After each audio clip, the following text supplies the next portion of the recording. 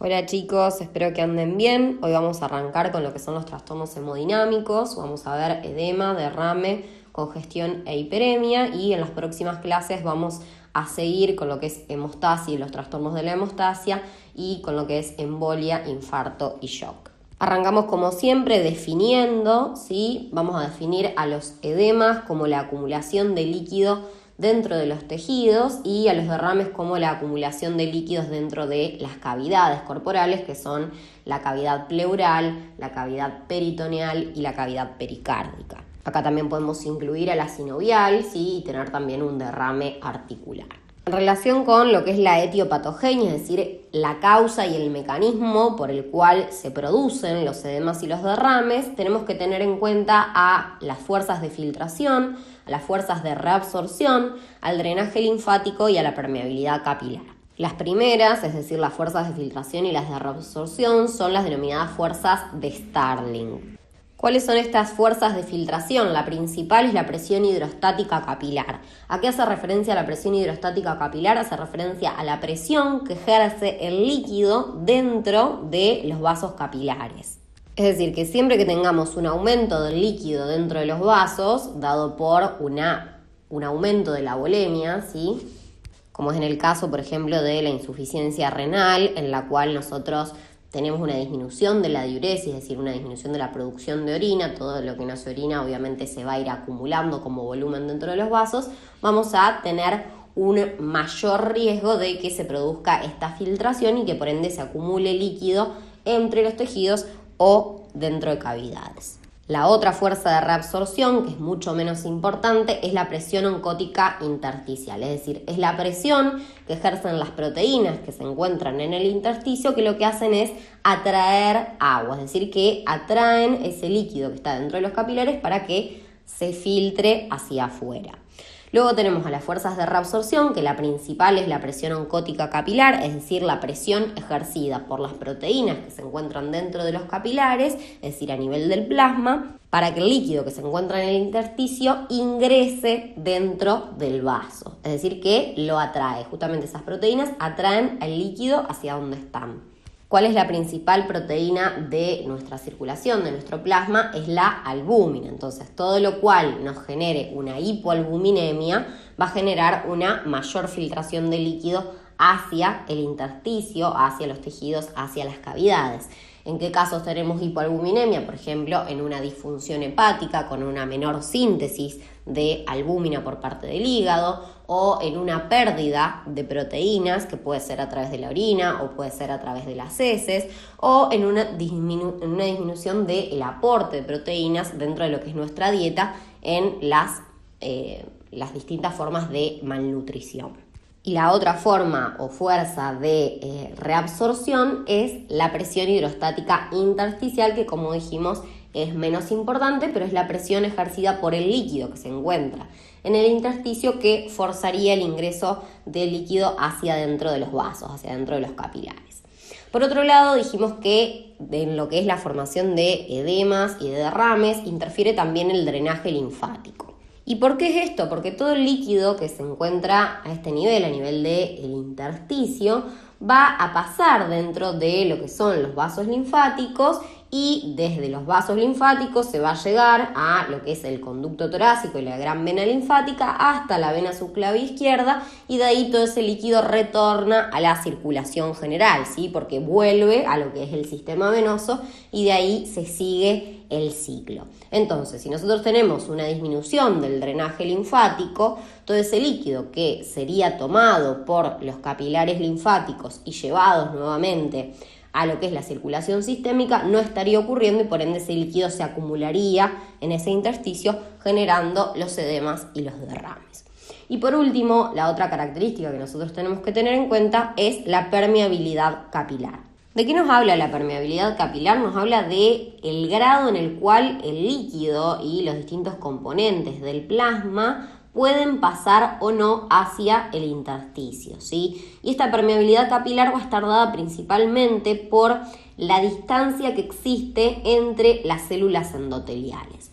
Esa distancia que existe entre las células endoteliales aumenta en ciertas ocasiones, generando un aumento precisamente de la permeabilidad, como consecuencia de la liberación de ciertas sustancias que son principalmente mediadores de la inflamación, como por ejemplo la bradicinina o como por ejemplo la histamina.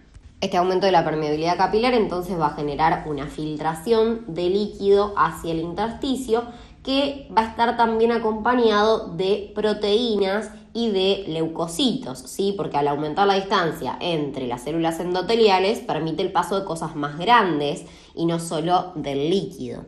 Y eso va a determinar la formación de un exudado, que es lo que vamos a ver después.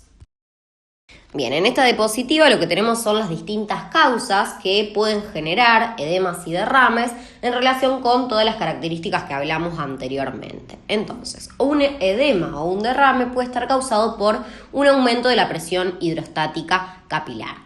¿En qué ocasiones se puede generar un aumento de la presión hidrostática capilar? Como les decía anteriormente, por ejemplo, cuando aumenta la volemia. ¿En qué situaciones, por ejemplo, puede aumentar la volemia? En la insuficiencia renal, en la cual nosotros tenemos una disminución de la producción de orina, es decir, que tenemos oliguria o tenemos anuria. Entonces, todo ese líquido que no se filtra a nivel renal y se elimina con la orina se acumula dentro de los vasos y por ende ejerce presión dentro de los capilares. Y otra de las causas sería una alteración del retorno venoso. ¿Y por qué se produciría un edema en este caso? Porque todo ese líquido que no está retornando al corazón se acumula dentro de lo que es el lecho venoso, que tiene una alta capacitancia, y a su vez se acumula dentro de lo que es el lecho capilar y genera a ese nivel este aumento de la presión hidrostática. ¿En qué situaciones se altera el retorno venoso? Por ejemplo, en la insuficiencia cardíaca congestiva. ¿Por qué? Porque en la insuficiencia cardíaca congestiva nosotros tenemos un corazón que tiene disminuida su capacidad de eyectar sangre hacia la aorta, ¿sí? Y hacia la arteria pulmonar, y toda esa sangre que no va hacia adelante, es decir, de forma anterógrada, empieza a generar un aumento de la presión retrógrada, entonces todo ese líquido va para atrás. En la insuficiencia cardíaca izquierda, todo ese líquido va para atrás y va a generar un aumento de la presión venosa capilar pulmonar y por ende puede generar edema pulmonar, y en la insuficiencia cardíaca de tipo derecha va a generar un aumento de la presión a nivel sistémico, ¿sí? Y entonces va a generar edemas sistémicos, edemas en miembros inferiores y edema y congestión a nivel hepático. Por otro lado, en lo que es una trombosis venosa profunda, que es la generación de un coágulo dentro de una vena del sistema venoso profundo, en general de los miembros inferiores, pero que puede suceder también en los miembros superiores, va a generar una alteración localizada del retorno venoso. Es decir, ese trombo, ese coágulo genera una obstrucción que hace que la sangre no pueda progresar hacia el corazón y que por ende se quede estancada hacia atrás y que por ende genere este aumento de la presión hidrostática capilar y termine por generar un edema. Otra de las causas que puede generar edemas o derrames es una reducción de la presión oncótica capilar. Como dijimos, la principal proteína que genera esta presión oncótica a nivel capilar es la albúmina, ¿sí? Pero todas las proteínas lo hacen. Entonces, ¿cuáles son las causas de que se reduzca esta presión oncótica? Obviamente una hipoalbuminemia o una disminución en general de las proteínas del plasma. ¿Por qué puede suceder esto? Por una disminución del aporte proteico en las personas que están malnutridas, ya sea que tengan una malnutrición de tipo marasmática o de tipo Kwashiorkor, ¿sí? En la marasmática tienen una disminución del aporte de todos los tipos de nutrientes y en el caso del Kwashiorkor tienen una disminución del aporte principalmente de proteínas y por ende son nenes que en general van a estar todos edematosos justamente por esa disminución de la presión oncótica que genera el filtrado de líquido hacia el intersticio y nosotros los vamos a ver todos edematosos con ascitis, ¿sí? Que ya vamos a ver que es la acumulación de líquido dentro del abdomen, de la cavidad peritoneal y va a parecer que están gorditos, que tienen pancita, pero en realidad todo eso es líquido por la disminución de la presión oncótica al tener una malnutrición proteica. Otra de las causas es la disminución de la síntesis proteica, como les dije, en la enfermedad hepática, principalmente en lo que es la insuficiencia hepática y por otro lado como un aumento de la pérdida de proteínas, que dijimos que podía ser a través de la orina o a través de las heces. A través de la orina será en los pacientes que tengan una nefropatía, principalmente lo que se denomina síndrome nefrótico, en el cual hay una alteración de la permeabilidad de la barrera de filtración glomerular que hace que las proteínas atraviesen a la misma y aparezcan en la orina y por ende se genere una hipoalbuminemia que les termina por generar además los edemas. O bien en una enteropatía pierde proteínas en la cual sucede lo mismo, se genera una alteración de la permeabilidad que hace que se pierdan proteínas con las heces. Otra de las causas de la generación de edemas y derrames es una disminución del drenaje linfático y esto está dado en general por una obstrucción a nivel del sistema linfático, de los capilares linfáticos, que puede estar dada por tumores, por fibrosis o incluso parásitos, como el que genera la famosa elefantiasis, que lo que hacen estos parásitos es obstruir justamente a los capilares linfáticos y generar, por ende, una disminución del drenaje linfático y la acumulación de todo ese líquido a nivel intersticial. Y por último, el aumento de la permeabilidad capilar que dijimos que se daba en el contexto de la inflamación como consecuencia de la gran liberación de mediadores como la histamina o la bradicinina. En relación con la morfología, es decir, los cambios estructurales que se producen en los tejidos o los órganos a partir de la acumulación de líquido, tenemos que en el edema, macroscópicamente, los órganos van a estar aumentados de tamaño, van a tener un peso mayor, van a estar pálidos y si nosotros cortamos el órgano va a escurrir líquido. Microscópicamente vamos a ver a los citoplasmas claros, justamente por esta acumulación de líquido, un aumento de la separación entre las células por lo mismo, ¿sí? Y por otro lado, los derrames no van a generar cambios estructurales en el tejido, justamente porque el líquido se encuentra dentro de una cavidad, es decir, es como si se generase, como si ese líquido se acumulase dentro de lo que es un bolsillo sin meterse entre la estructura del tejido, que sería, por ejemplo, la estructura de una tela, ¿sí? Para que se lo imaginen de esa forma. Ahora bien, el líquido de un edema o de un derrame puede ser un trasudado o puede ser un exudado. ¿Qué es un trasudado? Es un líquido no inflamatorio que tiene escasas proteínas y escasas células y es de color transparente o color pajizo, que es el color de la paja, pero que tiene su transparencia, ¿sí? El mecanismo de producción del trasudado es un aumento de la presión hidrostática capilar o una reducción de la presión oncótica capilar. Es decir, la causa del trasudado es una alteración de las fuerzas de Starling, que es lo que vimos anteriormente. En cambio, el exudado es un líquido inflamatorio que es rico en proteínas y en células, principalmente leucocitos, que le dan un aspecto turbio, ¿sí? Como vemos ahí en el frasquito, no podemos, o sea, si bien el color en ambos casos es medio pajizo o amarillento, en el caso del exudado es un líquido turbio, no transparente. El mecanismo de producción en este caso es el aumento de la permeabilidad capilar, como dijimos precisamente en la inflamación. El aumento de la separación de las células endoteliales hace que no solo pase líquido hacia el intersticio, sino que también pasen proteínas y células, dándole justamente este aspecto más turbio al líquido. Vamos ahora con algunos ejemplos de lo que son los derrames y de lo que son los edemas. Un ejemplo de edema es el edema subcutáneo, que es el edema que se evidencia a simple vista de forma clínica, que se localiza con mayor frecuencia a nivel de las zonas declive del cuerpo. Cuando la persona está de pie es más frecuente que estos edemas aparezcan a nivel de los miembros inferiores y cuando la persona está en posición supina es más frecuente que este edema aparezca a nivel de la región sacra.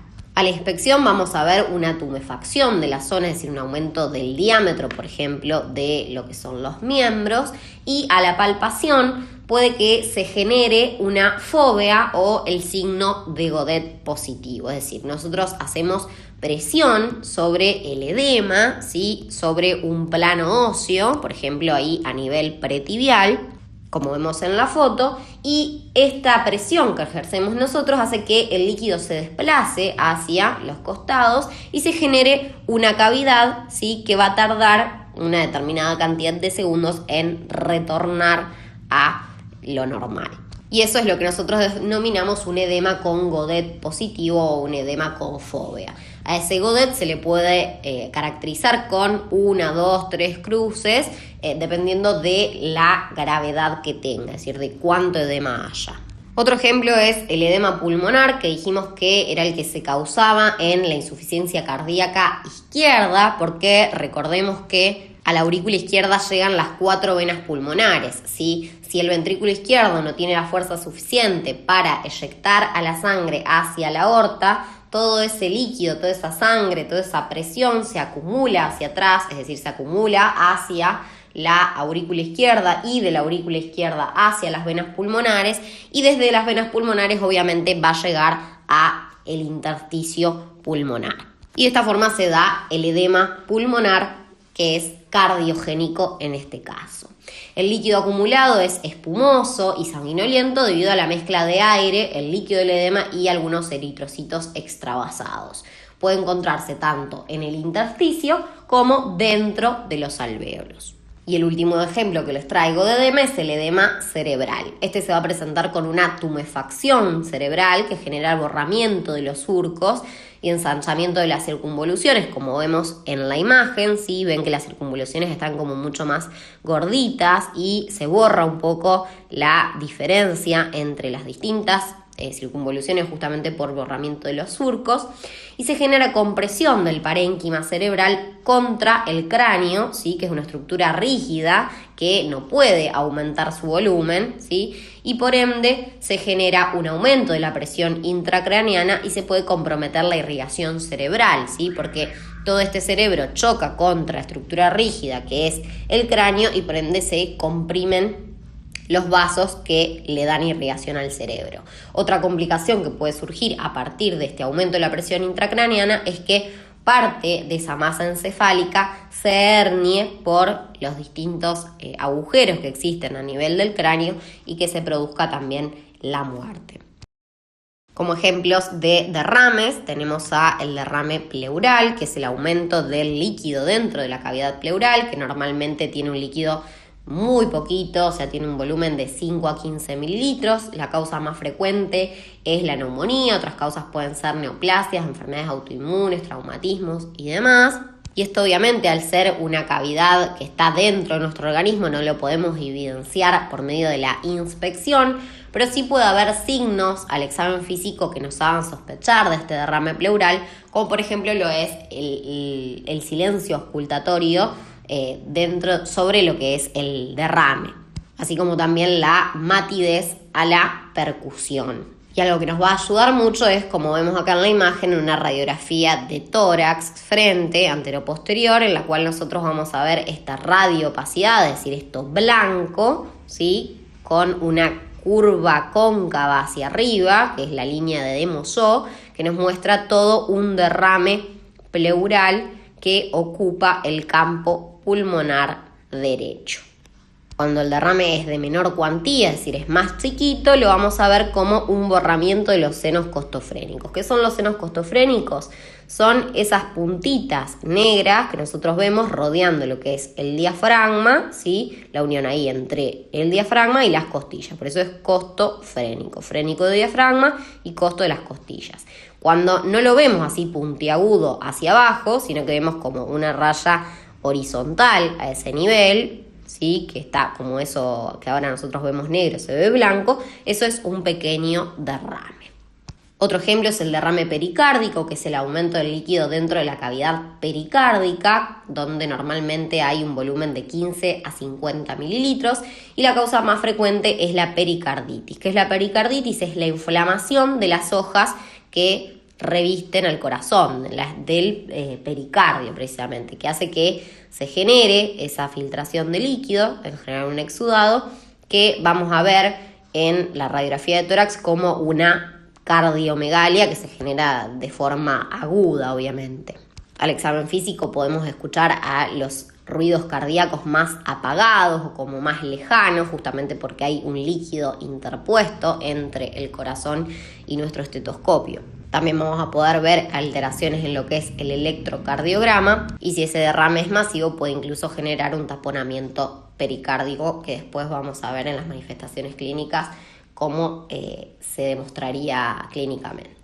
Y por último, el derrame peritoneal, que en realidad es más frecuentemente llamado ascitis, es un aumento del líquido dentro de la cavidad peritoneal, que normalmente es menor a 50 mililitros. La causa más frecuente es la cirrosis, en la cual la acumulación de líquido tiene un doble mecanismo de producción. Por un lado, hay un aumento de la presión hidrostática capilar secundaria a la hipertensión portal, y por otro lado hay una disminución de la presión oncótica capilar debido a la disminución de la síntesis proteica, de la síntesis de albúmina por la insuficiencia hepática. Cuando veamos bien la patología cirrótica ya van a entender mejor el mecanismo.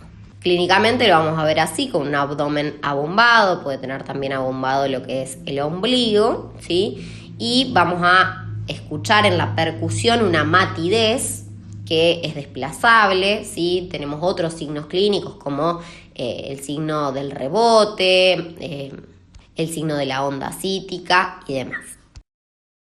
Bien, ahora tenemos lo que son las repercusiones clínicas. Estas van a depender de la localización del derrame o del edema, de la causa que tengan, del volumen, de la velocidad en la cual se instalen, o sea, va a depender de muchos factores y acá vamos a ver lo que son las formas de presentación más frecuentes, ¿sí?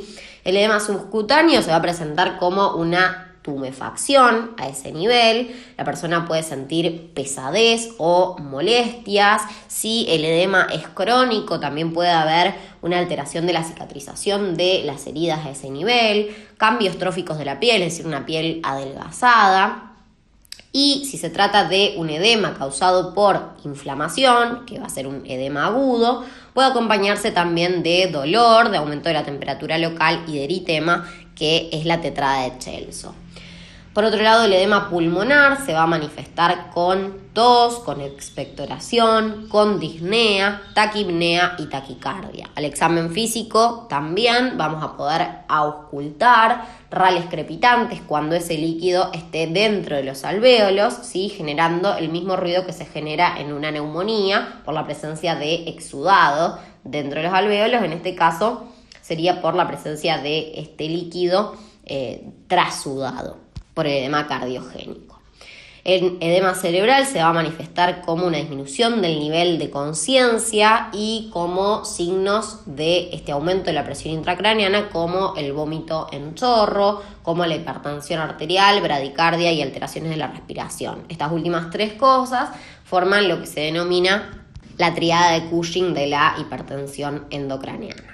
El derrame pleural se va a manifestar con disnea, dolor torácico en punta de costado, que es un dolor torácico pleurítico. El derrame pericárdico puede presentarse con dolor torácico que disminuye cuando la persona se tira hacia adelante, que esto es el dolor torácico de la pericarditis. Y en casos graves, si el derrame es importante, se puede generar lo que se denomina taponamiento cardíaco, que genera un shock de tipo obstructivo. Es decir, es tanto el líquido que hay a nivel de la cavidad pericárdica que se comprime al corazón. Este no puede expandirse, es decir, no puede llenarse, se afecta la diástole del corazón y obviamente también se afecta la sístole. Y de esta forma, obviamente, el corazón no puede eyectar sangre hacia los tejidos y se produce lo que se denomina un shock de tipo obstructivo. Cuando veamos en la tercera clase shock, vamos a ver bien de qué se trata y cómo se manifiesta clínicamente y cuáles son las cosas que suceden en una persona que tiene un shock. Y por último, la ascitis se puede manifestar con dolor abdominal o con molestias abdominales, pesadez, e incluso cuando el derrame o la cantidad de líquido de ascitis es muy importante, puede llegar a comprimir al diafragma y generar dificultad respiratoria. Ahora vamos con el segundo trastorno hemodinámico, que serían la hiperemia y la congestión. ¿Cómo vamos a definir a la hiperemia? Como una acumulación de sangre en los tejidos dada por mecanismos activos. ¿Cómo definimos a la congestión? Como una acumulación de sangre en los tejidos que se da por mecanismos pasivos. Otra forma de llamar a la hiperemia es congestión activa y a la congestión sería congestión pasiva en ese caso. Van a ver que en otras bibliografías lo pueden llamar así que por las dudas se los aclaro. Aquí hacemos referencia con los mecanismos activos que generan a la hiperemia. Hacemos referencia a un aumento de la llegada de sangre oxigenada que se da por dilatación arteriolar. ¿En qué situaciones sucede esto? Por ejemplo, en la inflamación o por ejemplo en el ejercicio físico intenso en el cual tiene que aumentar la llegada de sangre hacia los músculos para que estos puedan irrigarse y seguir trabajando, ¿sí? Por otro lado, en referencia a lo que son los mecanismos pasivos que generan la congestión, hablamos de una disminución de la salida de sangre carboxigenada, es decir que en la hiperemia se acumula sangre oxigenada y en la congestión se acumula sangre desoxigenada.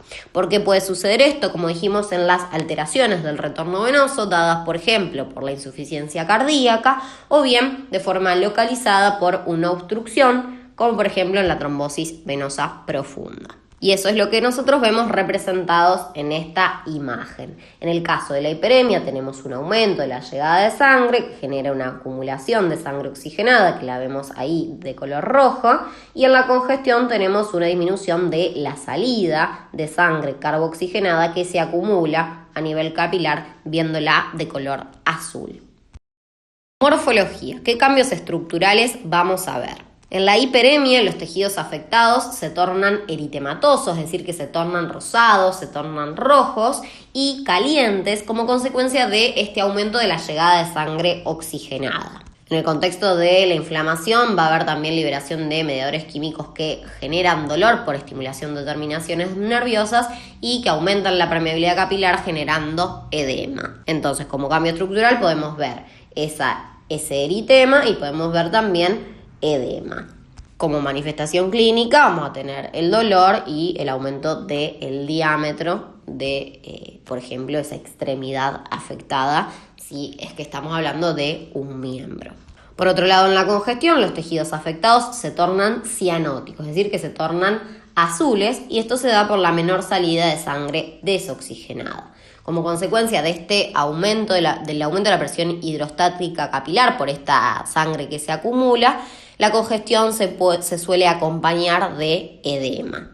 Entonces, tanto en la hiperemia como en la congestión vamos a tener un cambio de la coloración, en el caso de la hiperemia rojo, en el caso de la congestión azul, y un edema acompañante. A su vez, si la congestión es crónica de larga data, se puede acompañar también de lesión tisular isquémica y de cicatrices como consecuencia de la hipoxemia crónica, porque toda esta sangre desoxigenada que se acumula obviamente nos sirve para nutrir a esos tejidos y para proveerles de oxígeno y, por ejemplo, y por ende esas células van a terminar muriendo por esa isquemia, van a terminar sufriendo una necrosis de tipo coagulativa. Otra cosa que puede suceder es que estos capilares tumefactos por esta acumulación de sangre puedan romperse y generar pequeños foquitos hemorrágicos que también se van a ver en el tejido afectado. Y por último, vamos a poner acá el ejemplo de congestión pulmonar y hepática, que son los ejemplos de los cuales nos provee el Robbins, ¿sí? La congestión pulmonar puede ser aguda o puede ser crónica. En el caso de la congestión pulmonar aguda, los capilares alveolares van a estar dilatados, va a haber edema septal alveolar y va a haber hemorragias intraalveolares focales. Es decir, va a pasar todo lo que dijimos anteriormente cuando hablamos de congestión en general, o sea, los capilares van a estar dilatados porque hay un aumento de la acumulación de sangre. Ese aumento de la acumulación de sangre va a generar un aumento de la presión hidrostática que va a terminar por generar el edema intersticial, es decir, este edema septal alveolar, y estos capilares tan dilatados pueden romperse y generar pequeñas hemorragias. En lo que es la congestión pulmonar crónica, vamos a tener paredes alveolares engrosadas y fibróticas, justamente porque la muerte celular por la hipoxia va a terminar por generar o por reemplazarse por tejido fibrótico. Los alvéolos van a tener en su interior macrófagos cargados con hemosiderina, y esto es debido a que en otro momento hubo hemorragias, ¿sí? Y a partir de ahí se generó esta hemosiderina que fue fagocitada por los macrófagos, que son células que van limpiando siempre los focos, y estas células tienen la característica de llamarse células de la insuficiencia cardíaca. ¿Por qué? Porque esta congestión pulmonar es la que se produce en la insuficiencia cardíaca, que se va a acompañar, como dijimos anteriormente, del edema pulmonar. Es decir, pasan estas cosas de forma concomitante. Y por otro lado, la congestión hepática también puede dividirse en una congestión hepática aguda o crónica. En la congestión hepática aguda vamos a tener una vena central y los sinusoides distendidos por esta acumulación de sangre, y vamos a tener necrosis isquémica de los hepatocitos centrolobulillares, que son los más alejados de lo que es la irrigación sanguínea, de lo que es la sangre oxigenada, y de generación grasa de los periportales, es decir, de los que están más cerquita de la irrigación sanguínea. Entonces, los que están más cerca de la irrigación sanguínea sufren menos y simplemente tienen un cambio reversible, como es el cambio graso, y los que están más alejados de la irrigación sanguínea terminan por morir, es decir, terminan por necrosarse, sufriendo necrosis de tipo coagulativa, ¿sí? Repasan todo lo que vimos en las primeras clases de adaptación y lesión celular. Por otro lado, en la congestión hepática crónica vamos a tener a las regiones centrolobulillares de color marrón rojizo, ligeramente hundidas por toda esta muerte celular que se produjo, y en las zonas circundantes un color marrón sin congestión, o sea, un hígado normal, porque esas zonas del hígado no sufrieron de la isquemia que sí sufrieron las regiones centrolobulillares. Este contraste entre las zonas de color marrón rojizo y las zonas de color marrón normal del hígado van a generar lo que se denomina el hígado en nuez moscada o el hígado congestivo de la congestión crónica, que es lo que se sucede en la insuficiencia cardíaca crónica congestiva que afecta al ventrículo derecho. Como dijimos, el ventrículo derecho va a perder esa capacidad de eyectar sangre hacia la arteria pulmonar, esas presiones se van a trasladar hacia la aurícula derecha, de la aurícula derecha hacia las venas cavas, y de la vena cava inferior todo este líquido va a acumularse a nivel de lo que es el parénquima hepático, generando tanto edema como congestión, y por ende va a generar esta isquemia de las regiones más alejadas de la irrigación sanguínea oxigenada, que son las regiones centrolobulillares. Este es el aspecto del hígado nuez moscada. Si ven, tiene toda la característica. Acá tenemos el ejemplo de la nuez moscada, cómo se compara con el parénquima, y la verdad es que es muy cierta la comparación y muy precisa. Estos ejemplos yo se los agregué porque suelen preguntar mucho en el final esto del hígado en nuez moscada, así que nada, está bueno que lo sepan. Bueno, eso es todo por hoy. Nos vemos en la próxima clase, en la que vamos a ver hemostasia y los trastornos de la hemostasia, que son las hemorragias y los trombos.